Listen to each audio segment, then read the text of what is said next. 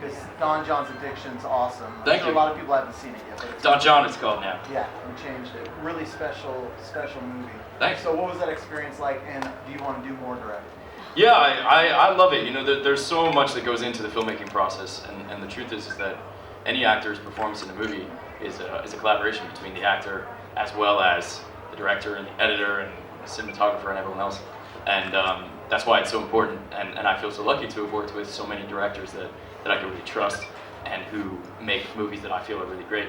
But I also wanted to tell this story. I think it's a story that I feel very close to about how different kinds of media affect the way we treat each other, and so I wanted to tell this story. And if you're really gonna be the one telling the story that you've got up in your head, you gotta have control over all of these different facets of the filmmaking process.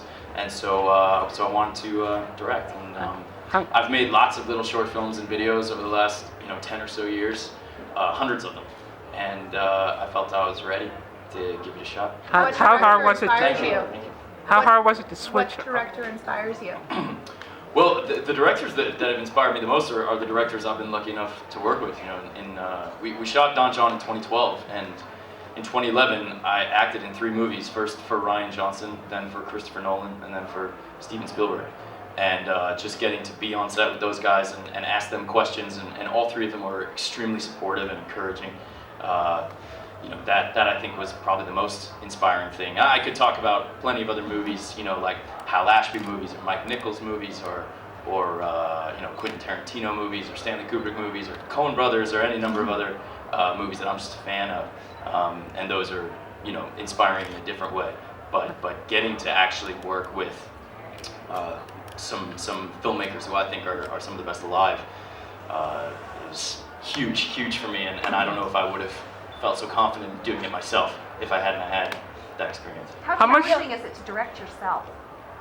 Yeah, a lot of actors, and I know because I felt this when I was younger, it can be awkward to see your own face or hear your own voice. But like I said, I've been doing it now for 10 some years. For my 21st birthday, I got myself my first copy of Final Cut Pro, the video editing software. And since then, I've just been making little things, and oftentimes, of myself. And I think just over time, I got used to the sight of my own face and used to the sound of my own voice. And so it got to the point where I could be objective. And I really liked directing from the vantage point of acting, because that's the point of view that I'm accustomed to on a set. I feel like I can tell best if a take is working from within the take. And the few moments of the movie that I wasn't in, where I was sort of behind the camera and watching the actors do what they were doing, I felt less in control. I felt less in touch with what was going on, just probably because it's not what I'm used to. As a director, you have to know so much about current technology and formats and everything else. How do you, as an actor, A, have time to do that research? B, how do you know, because I'm trying to direct now too, and cool. And I find myself just totally paralyzed by all the options. How do you kind of just raise a fist, make a decision, and go with it? And what are you shooting on? We shot on 35mm film, which I wanted to do because it's I think what I grew up on, and I think it's beautiful, and I still don't think there's any real parallel to it, even though I think a lot of the digital cameras nowadays, whether it's a Canon 5D or an Arri Alexa, make beautiful images, and there's beautiful movies being made with those cameras. There's still nothing like celluloid yet. But as far as, if you're directing, I would say, sure, it's good to have some measure of knowledge of stuff like that, but also, you can't do everything yourself. A big part of directing is surrounding yourself with people that you trust and who have strengths that you don't have. And so, if you don't, if you feel like there's gaps in your knowledge of just the technical formats and stuff, my recommendation would be, all right, so find a DP who knows.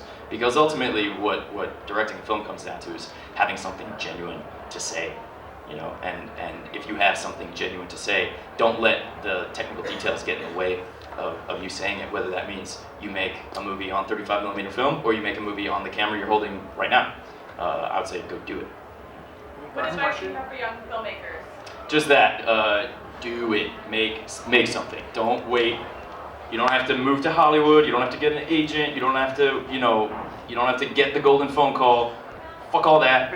What's really important is that you make stuff and start with something. Another piece of advice I would say is start small. Make a 30-second movie, and then make a 2-minute movie, and then make a 5-minute movie, and then make a 10-minute movie. And that you can't do it too much.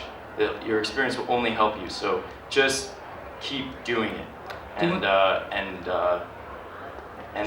you'll know when it's time to like make a feature film. But that doesn't have to be right away. Do you see yourself as a... This is the most fun part. Thanks, you guys. Thanks. Congratulations.